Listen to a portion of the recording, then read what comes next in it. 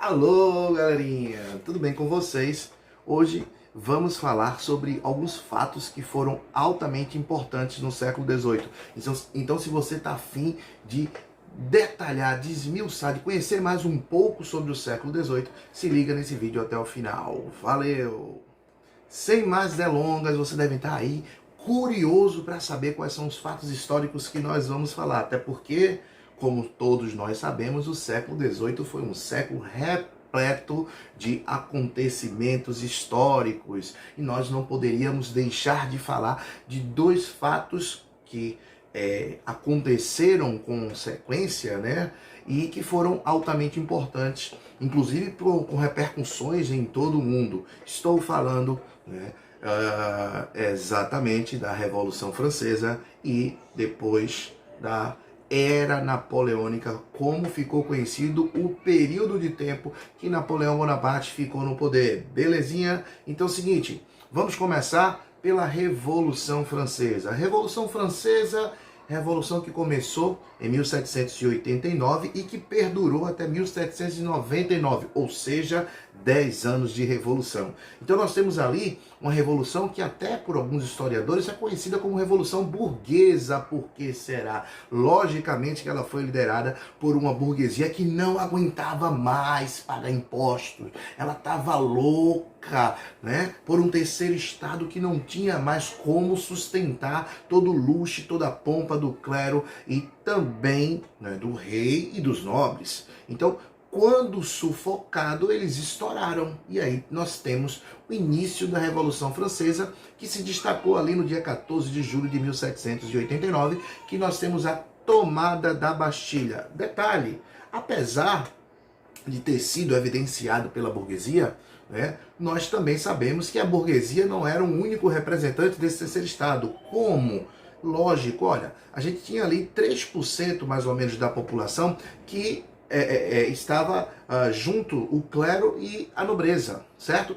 Ou seja, o terceiro estado ele compreendia 97% da população. Então, logicamente, eu não tinha só a burguesia. Isso fazia com que nós tivéssemos vários grupos, tá? Alguns grupos que representavam ainda uma elite burguesa e outros grupos que representavam uma burguesia, uns profissionais liberais, os sans-culottes, que eram grupos,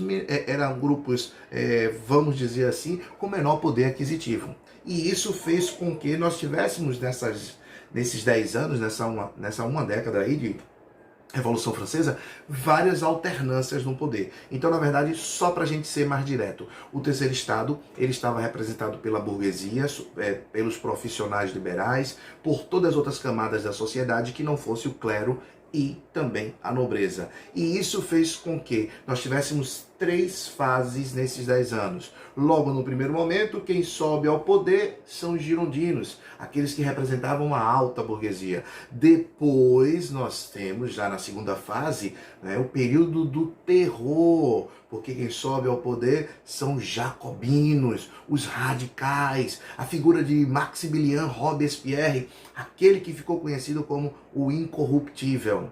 E a partir do momento que ele se torna um ditador, né, ele acaba perdendo a sua popularidade e, consequentemente, quem volta ao poder, os girondinos. Mas por que essa alternância? Porque logo no primeiro momento os girondinos não resolveram o problema da maioria.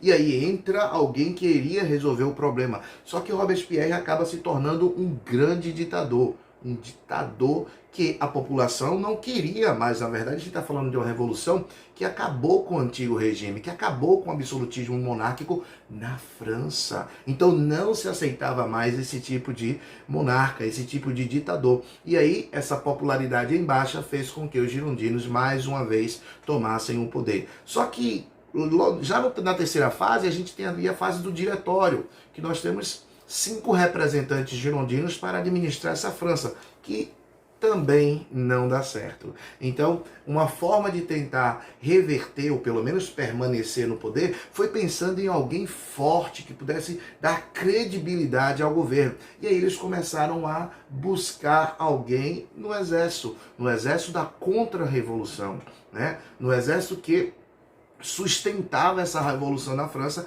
até porque nós sabemos que algumas outras nações não queriam que essa revolução francesa acontecesse, derrubaram o rei, né? Derrubaram o rei Luís XVI, inclusive o mesmo com a sua esposa foi executado em praça pública. Então havia um medo que essa revolução que havia se iniciado na França pudesse se espalhar para outros países da Europa, certo? Então, a partir desse momento, nós temos ali o golpe do 18 de Brumário e quem sobe ao poder é um cara chamado simplesmente Napoleão Bonaparte. Não vou entrar nos pormenores da era napoleônica, até porque é um período que vai de 1799 a 1815, tá? Mas perceptivelmente aí nós temos dois fatos ou dois momentos aí completamente diferentes. No primeiro momento, Napoleão entra como cônsul, um dos 3 cônsuls, né? Um consulado, e depois ele vai se autoproclamar imperador da França. Nós ali já temos o segundo momento dessa era napoleônica, o qual nós chamamos historicamente de império. E aí, exatamente nesse momento do império, ele acaba se perdendo um pouco. Por que se perdendo, Júnior? Porque ele acaba se tornando, mais uma vez, um ditador.